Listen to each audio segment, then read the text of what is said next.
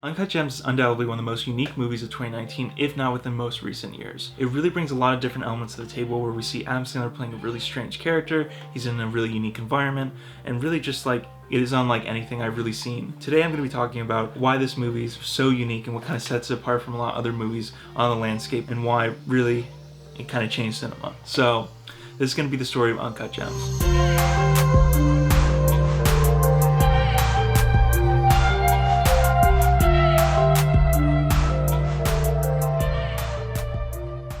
So Uncut Gems is a movie released by A24 that was created by the Safdie brothers. The Safdie brothers are known for some of their other works such as Good Time, which came out in 2017, where most of the shots are extreme close-ups, they're very to the point. You see a lot of like realism, a lot of dialogue that's going on over on top of each other. And so they kind of built upon that with this sort of film, taking it to another level. As soon as the movie essentially came out, we saw tons of internet memes being posted and all this sort of stuff. It took Twitter by storm. This is how I win. People were sharing content from the movie without even fully knowing what it was from, and it was a really interesting thing to kind of see just spark and happen instantly. The question is, why did Uncut Gems really just get this kind of random, instant, almost like cult-like following? You know, was it the massive support from A24 with advertising? Was it Adam Sandler being kind of in a weird role? Was it just the unique nature of the film?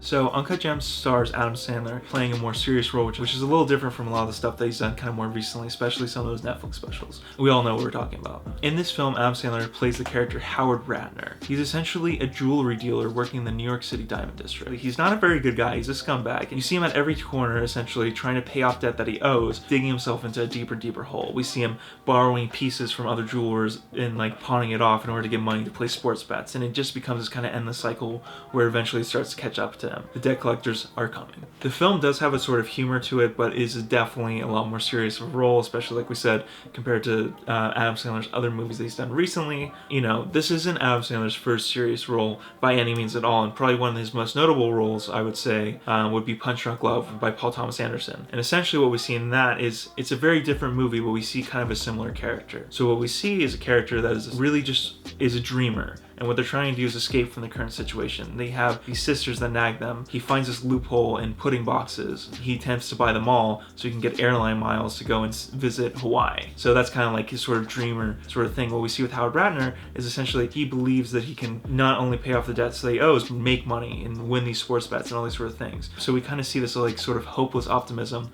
where they really just believe what they're doing is right. You know, I think a big part of the movie was definitely Adam Sandler because, you know, with his kind of big audience being on Netflix and all that sort of stuff, we saw a lot of people that just assumed it would be another Adam Sandler movie, and I like to think of this movie sort of being almost like a rekindling or rebirth for Adam Sandler, where he's taking a step and doing a more serious kind of role. You know, he's still a very goofy character, but this is a lot more serious. And something I like to think is that, like, you know, this is not the Safdie brothers' first time doing this. I would say Robert Pattinson in Good Time, you know, they really kind of like sparked his career up again with kind of doing these more, I wouldn't say art house, but doing these more sort of creative and unique films, I would say, you know, with High Life and most recently The Lighthouse. So what we kind of see is that, you know, that really sparked Robert Pattinson's career in a new direction. And that's something that they've done before. And you know, this isn't unique to just the Safdie brothers. I would say a lot of different directors have done this before in the past. You know, a director that's really notable for doing this is Quentin Tarantino with one of my favorite movies by him, Jackie Brown. So what we see is he takes Pam Grier and gives her this good material that she hasn't done in a while, and so, you know, kind of reminiscent of stuff she was doing in the 70s, and gives her this kind of new life. And it really comes from a place of appreciation. So we see these directors kind of like taking actors that they've known have done good things in the past. You know, recently they may not have been doing like peak content and things like that. These directors are creating these individual unique stories for these actors in order to kind of give them new life and take them on a new direction. So for Adam Sandler, this is kind of his more serious role that he can go on to.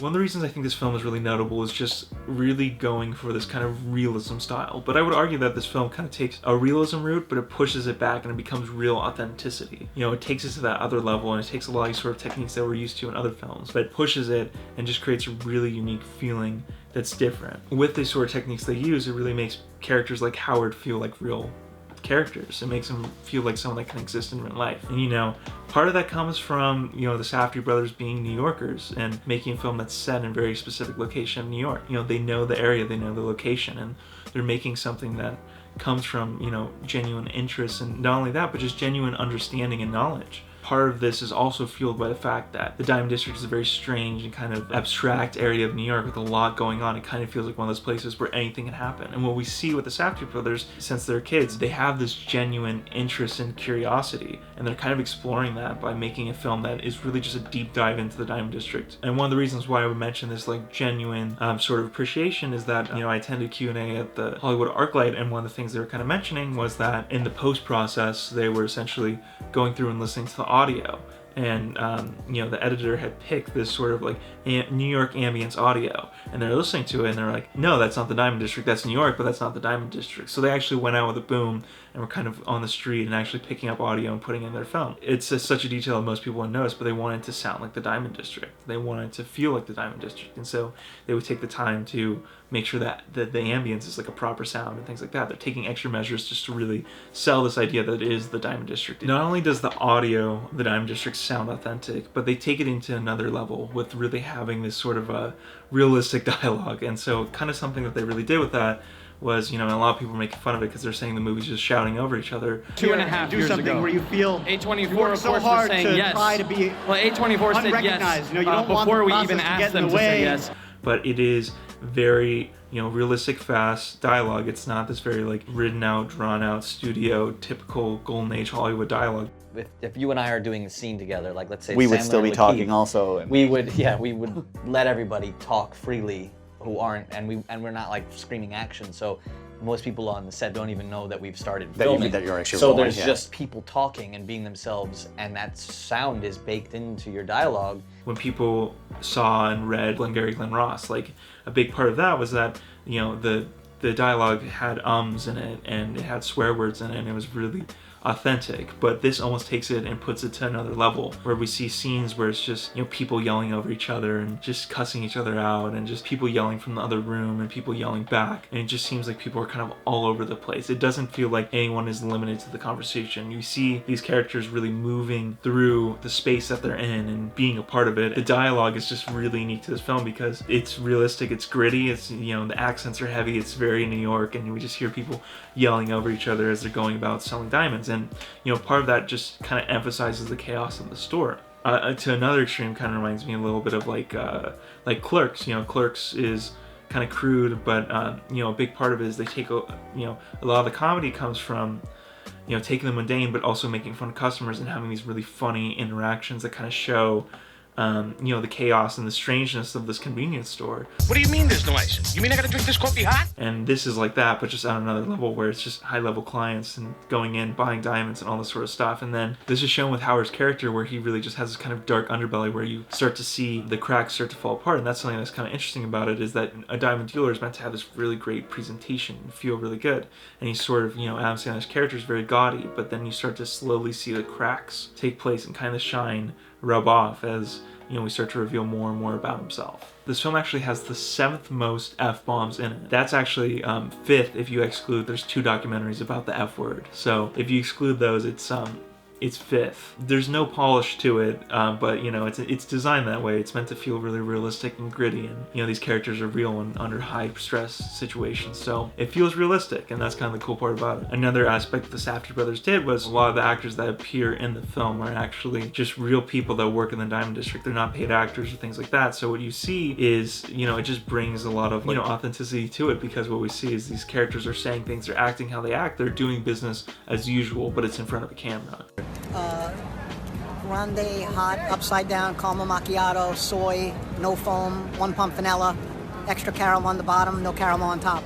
This is something we kind of see with, for example, Italian neorealism with a film like Bicycle Thieves, where, you know, a lot of these Italian directors would essentially go to the area where they were shooting, and instead of taking people and like casting them, what they would have people of the city that they were filming and act and be in the background or be characters and all this sort of stuff. And so what you see is this kind of idea of the people of the location which you're filming, because, you know, it's really hard to recreate that. So the Safdie brothers kind of do that, but they put it on this next level. But what they actually did was, when they took someone like Adam Sandler, who is very obviously not a jewelry dealer. What they essentially did was the jewelry dealers took them under their wings, and essentially taught them the trade of diamond dealing in this really realistic way, all their little secret techniques and all this sort of stuff. And this was something they talked about at the Q&A. They're teaching him, like, for example, there's one part in the film where Kevin Garnett first comes in. He asks him, he's like, hey, like, those earrings, like, I'll clean those for free. And he takes the earrings and he puts them in the back, and why he does that is he's giving a free service, he's cleaning those earrings, but what he's also doing is he's taking something from him, and so he has incentive to stay waiting for those diamonds to be basically cleaned. So he has to stay in the shop and wait and listen to whatever Howard has to say or try to sell him. So it takes this other level, because what we see is that almost, Hollywood actor Adam Sandler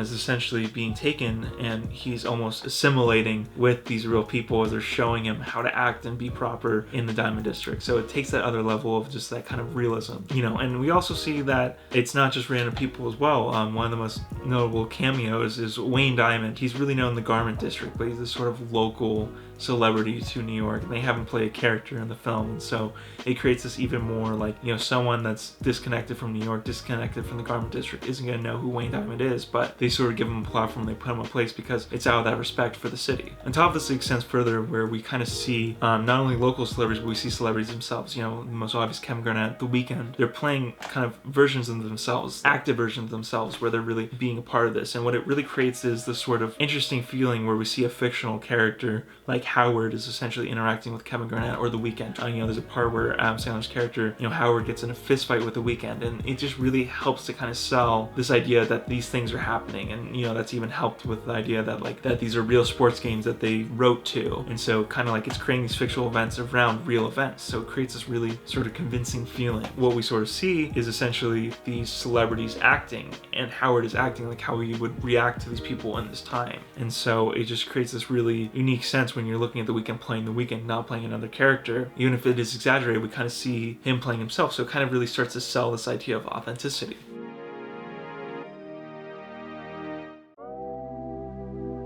And sort of these techniques really help to sell the idea of Uncut Gems and make it feel, beyond realistic, but feel authentic. It feels real to the city, it feels real to New York, it feels like a real palpable place. Like, Howard feels like a real character, and I think that's one of the reasons why people felt so attached to him, because even though he's very eccentric and strange, he's still very grounded and real. And one of the questions that came up during the Q&A was, they asked the Safdie brothers, like, why do we root for Howard? Because throughout the film, Howard is very much the scumbag and doing all these sort of bad things, but what we sort of see is that they said, well, he's a dreamer. At the end of the day, even though this person's doing these sort of things that are, morally questionable and all this sort of stuff, he believes so much in himself that you believe in him too. And so even though he's doing these things that you never think could work, he's placing these sports bets, he believes in it so genuinely that you can't help but just want to partake in that, you want to believe in that. And so it creates this really weird feeling where, they see this not so great guy, but he becomes the most likable person because he has that dream. And, sometimes with these different situations and characters, even though this character is going against all odds, dealing with darkness and all that sort of stuff, he at the end of the day just believes so much in what he's doing, and that creates a really interesting effect because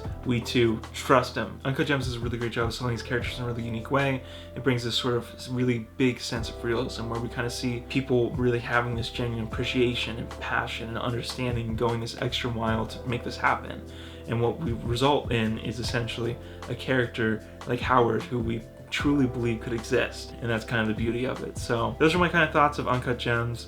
I just want to talk about how authentic and realistic it is, and how fresh that is compared to other movies. So if you liked it, please leave a like, leave a comment, let me know what movies you want me to do next. If you really loved it, please subscribe if you would like. I'm going to be making more of these videos, and just let me know what you think, comment down below, all that sort of stuff. And if you guys liked it, I'll catch you in the next one. Alright, thanks.